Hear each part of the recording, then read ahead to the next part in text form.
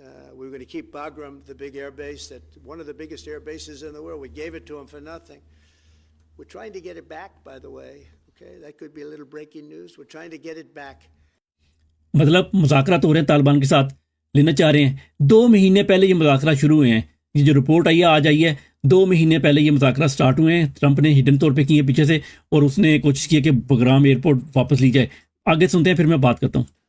Because they need things from us. We want that base back. They need things from us and we want Bagram Air Base. मतलब उनको कुछ चीज़ें चाहिए। एक तो उनको लेजिटिमेसी चाहिए कि हमें यूनाइटेड नेशन में तस्लीम किया जाए हमारी रियासत को, तो उनको हमसे ये चाहिए, हम करेंगे। अब ना कि रशिया ने कर दिया हुआ है, चाइना भी कर सकता है, लेकिन वो चाह रहे हैं कि पूरी दुनिया में हम नॉर्मल करके आ जाएं। तो वो उनको चाहिए, हमें भी चाहिए। तो हम शर्त रखी है कि हम तब तुम्हें तस्लीम करेंगे जब तुम बगराम एयरबेस हमारे वाले करोगे। बगराम एयरबेस का भी बताता हूँ ज़रा। But one of the reasons we want the base is, as you know, it's an hour away from where China makes its nuclear weapons.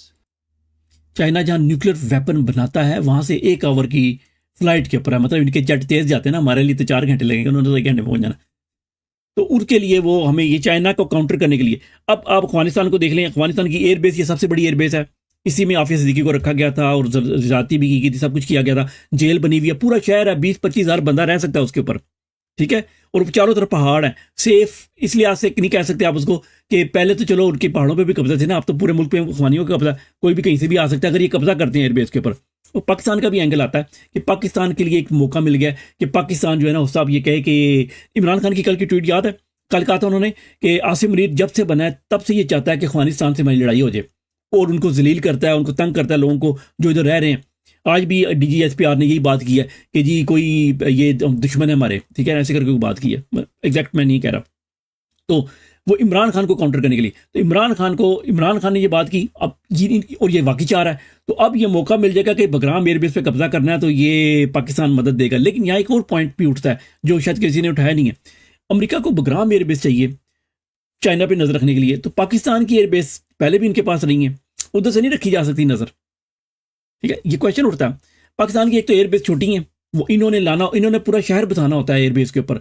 वो एयरबेस ये नहीं होती खाली जहाज उतरे तो घर चले गए, पूरा शहर होता है। तो बगराम एयरबेस पूरा सिटी है बेसिकली, और एक सिक्योर लोकेशन है, ठीक है। और वो उन्होंने बड़े तरीके से सोच समझ के बनाई थी कि यहाँ पर हमने बनानी है। अब वहाँ पर वो कब्जा करेंगे तो वहाँ से वो एक इंडिपेंडेंटली जो भी, क्योंकि ज़्यादा मुदाखलत नहीं कर सकता, अखवान को मज़र उस तरह स्ट्रांग नहीं है। लेकिन अखवानियों ने ये ज़रूर कहा है, उनके लोगों ने, उनके ट्विटर हैंडल ने, कि इस दफ़ा हमारे पास दुनिया की दूसरी बड़ी तादाद है हमवीज़ की, तुम अमेरिका के बाद सबसे, और थैंक्स टू अमेरिका। अब क्या होगा तो छोड़ेंगे नहीं, ज़्यादा फेंटा लगाएंगे। लेकिन मुज़ाकरात जारी हैं, ये बड़ी टेक्निकल बात है। अब ये अफगानिस्तान का भी जवाब नहीं आया और किसी का नहीं आया, लेकिन पाकिस्तान के लिए मौका मिल गया। बजाय ये आप कहते हैं ना कि वो अमेरिका सऊदी अरब का मुआहदा हो गया, तो अमेरिका क्यों खामोश है? भाई जी अमेरिका को अच्छा चलो उधर कर लो, हमें ये चाहिए। ये लेन देन चल रहा है चारों तरफ, हर तरफ लेन देन चल रहा है। कोई कहता है अच्छा चलो मुझे मैं सऊदी से मुआहदा कर रहा हूँ, मुझे उधर से पैसे मिल जाएंगे, तो अच्छा मुझे अफगानिस्तान। अब ईरान, इसमें एंगल आता है चाइना का। चाइना इन्वेस्टमेंट कर रहा है, अमेरिका के निकलने के बाद सबसे ज़्यादा इन्वेस्टमेंट चाइना की है अफगानिस्तान के अंदर। चाइना को अगर मैं हूँ सपोज, लेकिन अफगानी शायद ये ना करें, लेकिन अगर मैं हूँ तो मैं क्या करूँ, मैं चाइना को दे दूँ एयरबेस, ये चाइना को उधर दे दूँ उसको, यानी उसी को काउंटर कर दूँ। लेकिन उनको चूंकि चाहिए, अफगानियों को भी कुछ चाहिए, तो वो डील ही होगी एट दी एंड। लेकिन इंपॉर्टेंट एक और पॉइंट रह गया, चाइना की जहाँ पर एटम बम बनते हैं वहाँ से 1 घंटे की फ्लाइट के ऊपर है। ये तो 20 साल तुम लोग इधर बैठे रहे हो, चाइना का जहाँ एटम बम बनाता है, क्या कर लिया तुमने उधर? तुम यानी जहाँ बनाने से क्या होता है, जहाँ रखे हुए हैं वो तो करीब नहीं है ना।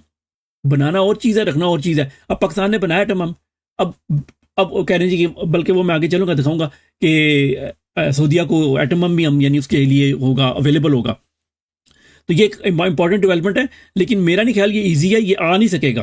अखवानी एक तो मानेंगे नहीं ये बात, क्योंकि उन्होंने ये जाने से पहले ये बात की थी अमरीकियों ने कि भाई हमें बगराम एयर बेस पे हमें कुछ फौजी रखने दें, जिस इराक में रखे हुए, हमें को 2000-3000 ऐसे रखने दें इधर। वो चाहते थे कि एयर बेस का आधा हिस्सा हमारे पास रह जाए, आधा अभी भी ये हो सकता है ऑफर हो के आधा आप लोग यूज़ करें, आधा हमको। बहुत बड़ी एयर बेस है, तो शायद लेकिन चूंकि उन्होंने कहा नहीं एक बंदा भी नहीं रहेगा, ये उनका था मुआहदे में कि नहीं एक बंदा भी नहीं रहेगा, आखिरी बंदा भी नहीं जाएगा, तो वो अब कैसे मान जाएंगे? ठीक है, तो और लीवरेज भी कोई नहीं है। अब मजे की बात, हाँ ये एक इंपॉर्टेंट चीज़ है जिस तरह पाकिस्तान है ना, हाथ में रोक दिए, कर्जा रोक देंगे, पैसा तो कोई नहीं देना, ऊपर से कर्जा भी रोक देंगे, पाबंदी लगा देंगे, उनके ऊपर लीवरेज ही कोई नहीं है। معاہدہ کیا ہوا کہ ہم نے ہر سال ان کو, میں نے آپ کو بتایا تھا کچھ ارب ڈالر امریکہ نے ہر سال دینے ہیں تاوان کے طور پہ, جنگ ہارے ہوئے ہیں نا وہ دینے ہیں. زیادہ سے زیادہ بدماش بن کے کہیں گے جی ہم معاہدہ نہیں مانتے, وہ 2-3 ارب یا 4 ارب ڈالر جو دینے ہوتے ہیں سال کے وہ نہیں دیں گے. زیادہ سے زیادہ یہ لیوریج ہے.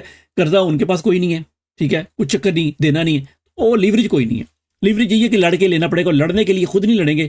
پاکستان کو موقع مل جائے گا, جا کے بتائے گا بھائی میں لڑوں گا, سانو دو ڈالر اسی قبضہ کر کے دیں گے تمہیں. تو سیکورٹی ہم چاروں طرف کریں گے. اندر آپ رہنا, مریں گے تو ہمارے فوجی مریں گے, آپ اندر سیف رہیں گے.